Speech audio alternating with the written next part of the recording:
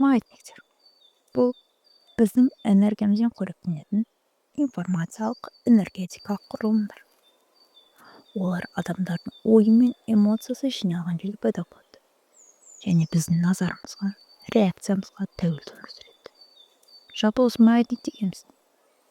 Маятниктер көптеген адамдардың бір бағыттағы эмоциясы мен ойы жиналғанда туатын ортақ информациялық өріс. Негатив жаңалықтар, өсек, конфликт, қоғамдық дүрбелең барлығы маятниктің қалыптасуына жағдай жасайды. Маятник бұл адам емес, рух емес. Ол таза энергия мен информациядан тұратын құрылым. Оның жалғыз мақсаты адамдардың эмоциясы арқылы өз күшін көбейту. Сен эмоция бірсең, маятник күшейеді. Сен бейтарап болсаң, нейтрально қарасаң, маятник әлсірейді.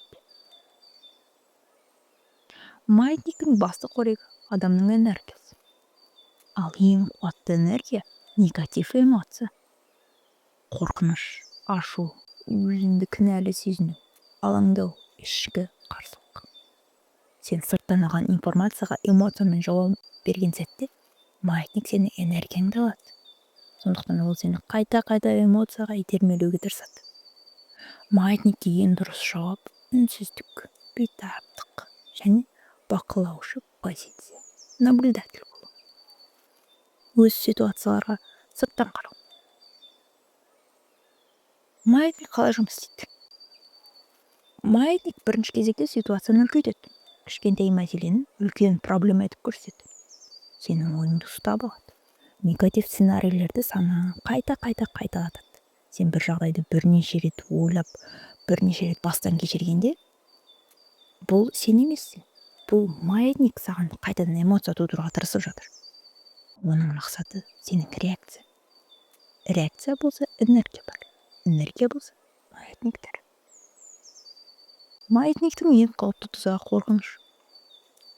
Қорқыныш маятниктің ең қуатты қорегі. Болашақтан қорқу, сәтсіздіктен қорқу, жоғалтудан қорқу, өзіңді кінәлау, тревогада жүру, күдік, уайым. Адам қорыққан кезде ол өзін әлсіз сезінеді. Өзін жеткіліксіз санайды.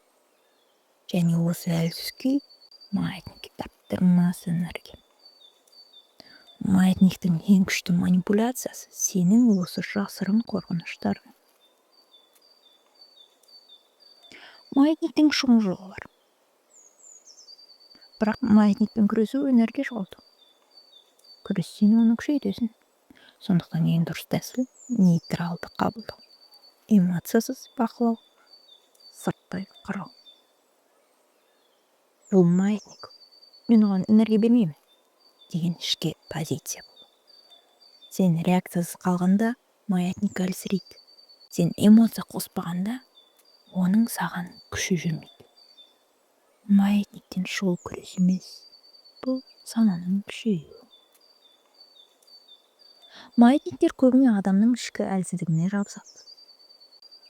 Өзін кінәлау, өзіне рұқсат бермеу, басқалардың ойынан қорқу, мен туралы қалай ойлайды екен деп үнемі бір жүру. Ал сен өз болмысына рұқсат бергенде, өзіңе қателесуге рұқсат бергенде, өз жолыңды таңдауға рұқсат бергенде сенің маятник ұстай алмайды. Еркіндік сатты. Сана мықты болса, маятниктер сені билей алмайды. Біз маятниктерден жай ғана бас тартып, одан құтыла алмаймыз. Олар біздің реакцияларымыз арқылы қайта-қайта іліктіруге тырыса береді. Ал қайта ілінбеудің жалғыз жолы трансерфингтің негіздерін түсіну. Яғни өзінше уникальды болуға, өзгеден ештеңе күтпей, басқаларға да басқаша болуына рұқсат беру. Сана күшейген кезде маятниктердің саған ықпалы түгелдей жоғалады. Нағыз еркіндік осы сәттен басталады. Трансерфингті бірге зерттейік.